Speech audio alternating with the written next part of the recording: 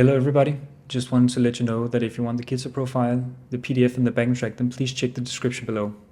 Also please consider leaving a like, a subscribe, and let me know in the comments which standard I should do next. It's always much more fun when you decide. So enough of me talking, let's get to the song and see you next time. Bye.